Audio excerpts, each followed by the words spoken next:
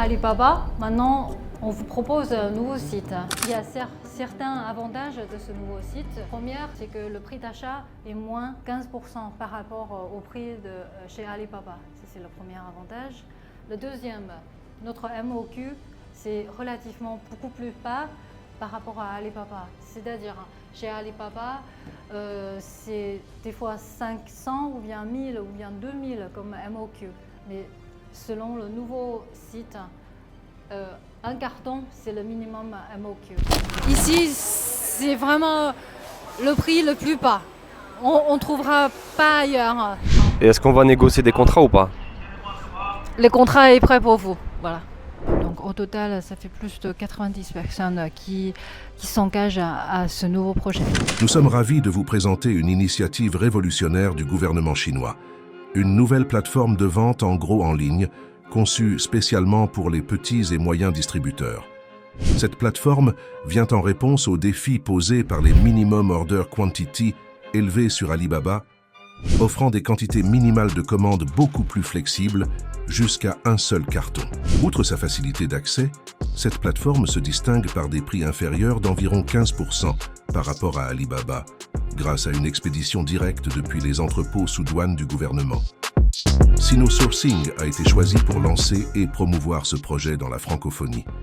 Nous avons exploré en profondeur cette initiative, rencontrant des membres du gouvernement, des chambres de commerce et des fournisseurs, et avons travaillé pour rendre cette plateforme accessible en français. Rejoignez-nous dans cette série de vidéos à travers la Chine pour découvrir comment cette initiative peut transformer votre entreprise. Restez connectés pour en apprendre plus sur ce projet ambitieux qui ouvre un monde d'opportunités pour la distribution en gros.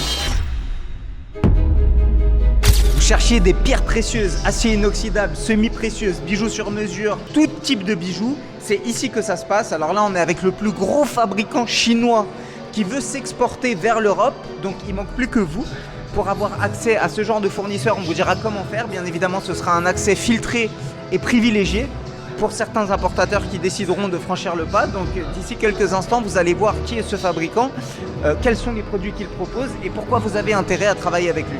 Aujourd'hui, je suis ici, en Chine, à Canton, une des principales régions de production en Chine, très riche. Et mon rôle, ça va être d'envoyer les marchandises jusqu'ici. Alors la question, c'est comment faire?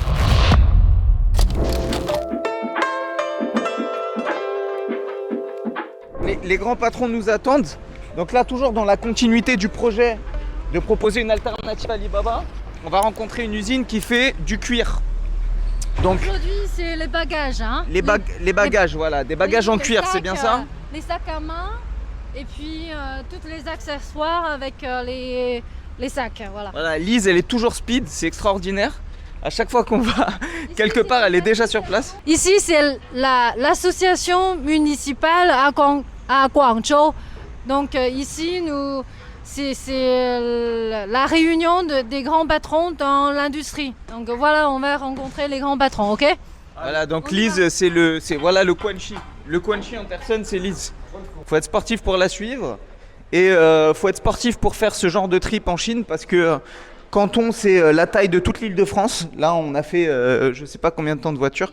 Donc voilà, on va rencontrer les patrons et vous verrez dans un instant les produits plus en détail. Toujours accompagné de Michel et surtout croyez en ce projet. Là, on est en train de visiter. Voilà, donc là, on a vu si vous voulez, on a vu jusqu'à présent tout ce qui était luminaire. Aujourd'hui, on va voir d'abord les valises en cuir et puis ensuite, on va voir normalement du textile. Donc tout ça pour vous montrer que ce projet prend de l'ampleur. Donc croyez en nous.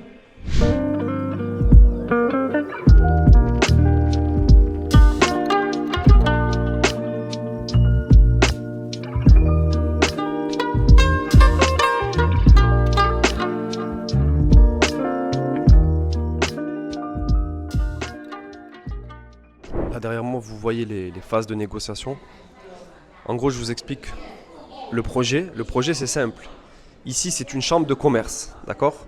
Donc, il représente plus de 8000 fournisseurs. 8000 fabricants directs. Le problème de ces fabricants, c'est qu'ils ont des MOQ très élevés. Donc, ils sont sur un business model classique où si vous voulez commander avec eux, c'est minimum 5000 pièces par SKU.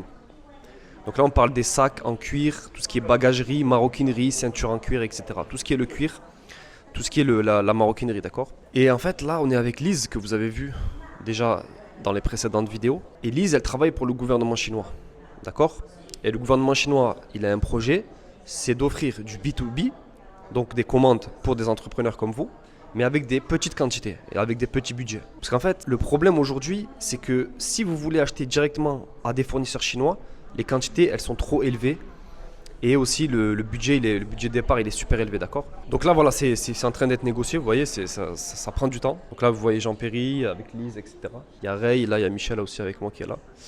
Et donc, c'est les phases de négociation. Sachant que ces Chinois-là, c'est des fonctionnaires, là, que vous voyez en face. C'est aussi des fonctionnaires. Et eux, ils sont un petit peu à l'ancienne. À l'ancienne, c'est-à-dire qu'ils, pour eux, quand on leur dit baisser les minimums de commandes, etc., ça les perturbe un peu, d'accord? En fait, ils ont peur. Ils pensent que c'est risqué de vous offrir, par exemple, 100 pièces. Parce qu'imaginez, vous avez une référence, vous voulez commander 100 pièces. Comme ils disent que la mode, elle change très vite, ils trouvent ça risqué. Voilà, donc le projet continue. Elle qui part là-bas, c'est Stacy. Elle est aussi avec Lise, elle travaille avec Lise pour le gouvernement. Donc là, en fait, vous avez des fonctionnaires contre des fonctionnaires. Vous avez des fonctionnaires de l'État versus des fonctionnaires de la municipalité de canton, la chambre de commerce sur le cuir. Maintenant, nous sommes dans un marché qui est spécialisé des sacs à main, des lagages et de toutes les catégories de cette industrie. Et aussi avec le directeur du marché. Ok, très Voilà. bien. C'est ici, dans cette ville, il y a dizaines ou bien, il y en a beaucoup de ce type de marché.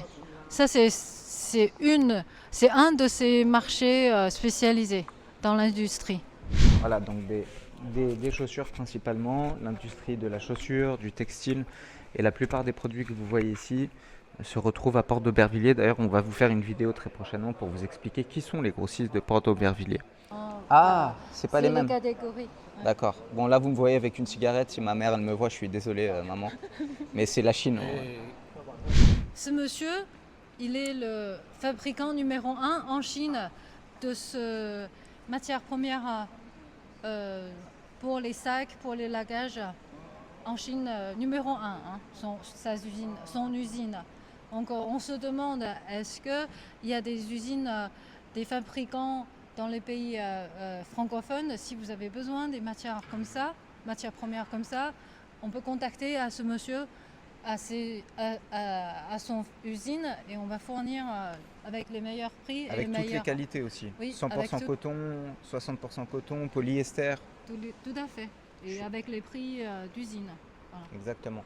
Donc l'idée, c'est aussi que vous ayez accès à différents fabricants de différentes marchandises selon les régions en Chine, avec un accès privilégié, avec un accès VIP.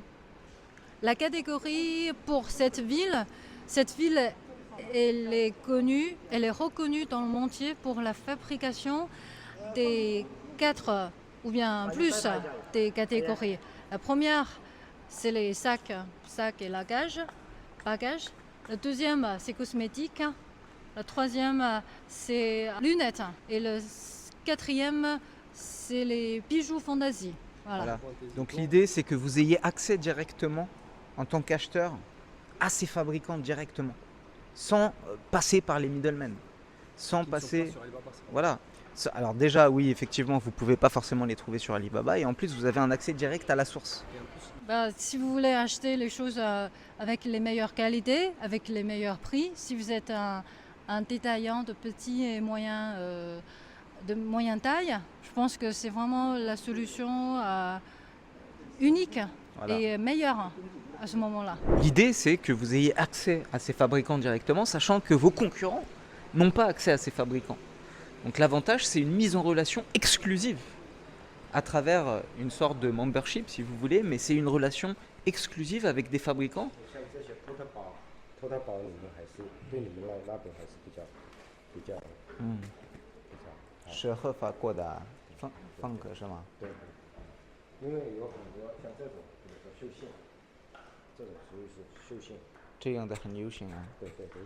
Voilà, donc là il y a tout type de marchandises, hein, comme vous pouvez le voir dans les sacs, dans les textiles, dans les chaussures.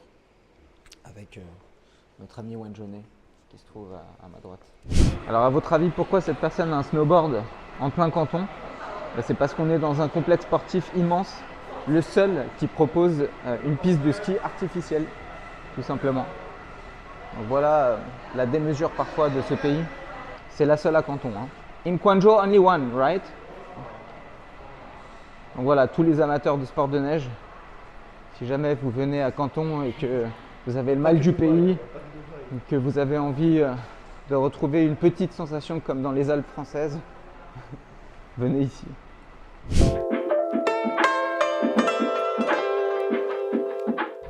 Donc où sommes-nous à présent, Elise? Actuellement, nous sommes dans une zone industrielle à Guangzhou, mais cette zone est spécialisée dans l'industrie de bijoux de fantaisie. Vous allez voir des pierres, des bijoux, mais pas les précieux, mais ce sont pour la décoration, pour les femmes.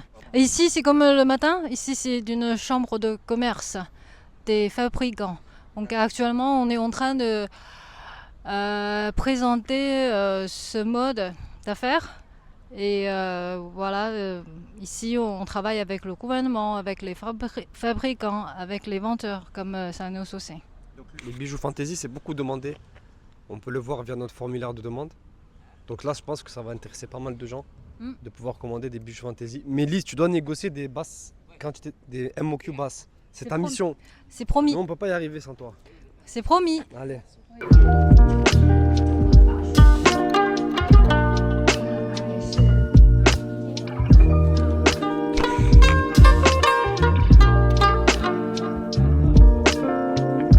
Là, je vérifie simplement que leur bijou n'ait pas une présence de nickel ou de plomb selon les réglementations européennes. Donc il s'agit de vérifier quand même ces éléments et de voir aussi les différentes qualités pour les bijoux en acier inoxydable, onyx, etc. Voilà.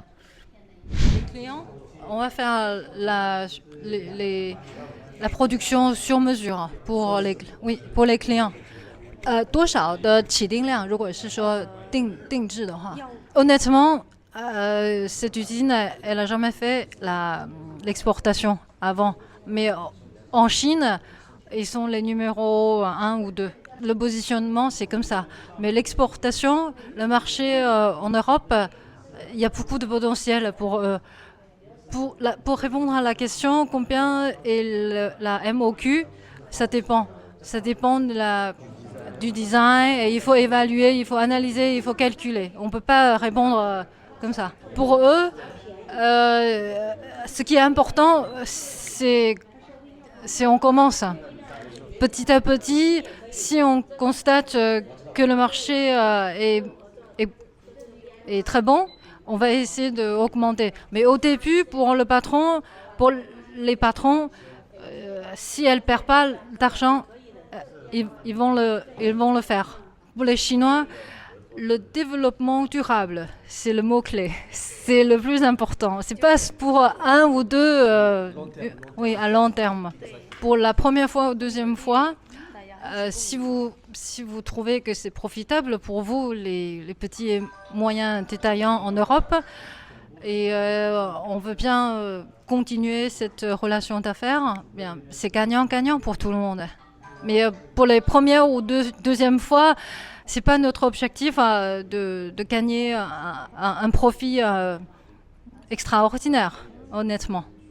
Ça, c'est la parole des patrons. Le plus gros fabricant en Chine ne fait pas exportation jusqu'à maintenant.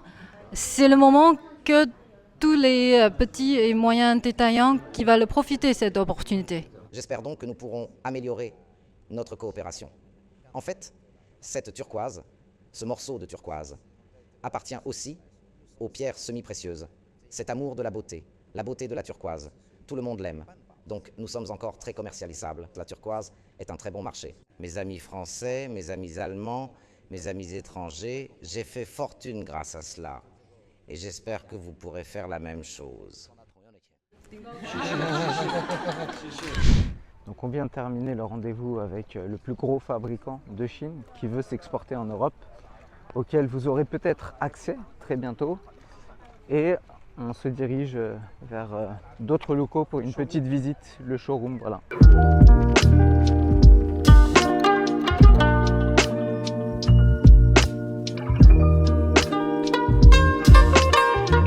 tous les passionnés de pierres, de bijoux, fantaisie, pierres précieuses, semi-précieuses. Voilà, pour Anthony, si tu regardes cette vidéo. Donc en fait, il y a un musée et après il y a un showroom. Voilà, donc c'est assez original comme façon de présenter les produits, mais c'est pas mal et ludique à la fois. Elles viennent des mines. Oui. Donc Tout à fait. maintenant, Donc c'est on une visite, reproduction des mines. Oui, tout à fait. Exactement. Maintenant, on visite une miniature d'une mine. Comme ça, on voit d'où viennent ces pierres précieuses et semi-précieuses. On essaie de comprendre la nature et la logique de la fabrication des bijoux, fantaisie et même aussi précieuses. Donc, premièrement, on regarde ce musée de mines et des pierres précieuses et semi-précieuses. Et ensuite, on va regarder le showroom. Comme ça, à ce moment-là, vous allez voir les produits à vendre. Et là, ce que vous constatez, c'est qu'au-delà de fabriquer des bijoux en pierres semi-précieuses, bijoux fantaisie, en argent, etc., en fait, ils ont créé un musée, donc à côté de la chambre de commerce des bijoux, où ils vont vous montrer tout type de pierres. On pourrait appeler ça de la géologie. En fait, c'est un musée de la géologie. Et ils nous expliquent un petit peu d'où ça vient, l'origine, où on les trouve, comment les extraire, etc. Donc, par exemple, moi j'utilise un logiciel qui s'appelle Obsidian. Ça s'appelle le deuxième cerveau. Et en fait, je viens de découvrir, bon, parce que j'avais pas fait la recherche, que Obsidian c'est une pierre. C'est juste pour vous montrer aussi qu'en Chine, en fait, c'est des filières plus que des usines. C'est carrément des filières. Une filière, c'est quoi? C'est de la recherche-innovation en passant par les campus, en passant par les usines, bien sûr, les fabricants. Et là, on est dans un musée. Voilà. Donc, si vous faites du bijou fantaisie en gros volume, ben, vous viendrez avec nous ici dans ce musée, vous cultiverez un peu. Parce que faire de l'argent, c'est bien, mais se cultiver, c'est mieux. Les amis, derrière à moi, c'est le plus grand surprise d'aujourd'hui. 10, 9, 8, 7, 10, 9, 8, 7, 6, 5, 4, 3, 2, 1.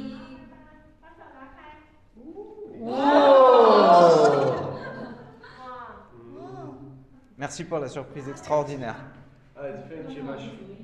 Vous devez vous demander pourquoi un musée. En fait, le musée, il appartient aux fournisseurs. C'est complètement privé. Et comme ils maîtrisent vraiment toute la chaîne de valeur et que c'est des gens passionnés, ils veulent aussi expliquer comment d'où viennent en fait ces matières premières. Donc c'est vraiment une reproduction, comme le disait Lise tout à l'heure, d'une mine dans un premier temps. Et puis ensuite, vous avez une présentation de chaque pierre. Et puis quelques objets historiques, voilà, qui sont issus de certains empires, de différents empires. Donc voilà pour la petite anecdote. On a 108 plats. Au total, il y a 3 tables. La première table, c'est le végétarien. Les légumes et aussi les fruits et tout ça, ça c'est le végétarien. La première table. Vous voyez les litchis, c'est vraiment... c'est comme les vrais, hein, n'est-ce pas? Ça c'est la... Précise que c'est de la pierre. Oui, je précise. Tout se fait en pierre. En pierre. Ça c'est la première table. D'accord. La deuxième table, à notre gauche, ils sont tous les viandes. La viande, vous voyez, les poulets, le porc, le canard. Voilà, ça c'est... Oui, les serpents. Ça c'est la viande. D'accord. La troisième table, c'est les fruits de mer. Les fruits de mer. Les 3 tables font 108 plats. Selon la tradition chinoise, c'est le dîner du roi. 108 plats font le dîner du roi. Voici l'histoire. Merci. Alibaba, Global Source, Made in China, c'est déjà des dinosaures. Mais quelle est la nouvelle alternative pour commander ces produits en ligne? Et voici la boutique, parce qu'après nous avoir fait saliver, il faut bien vendre des marchandises.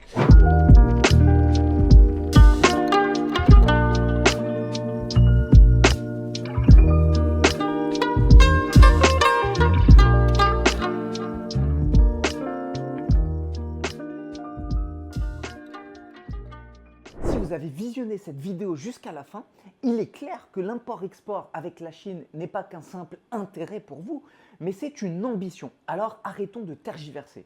Je m'appelle Jean Perry.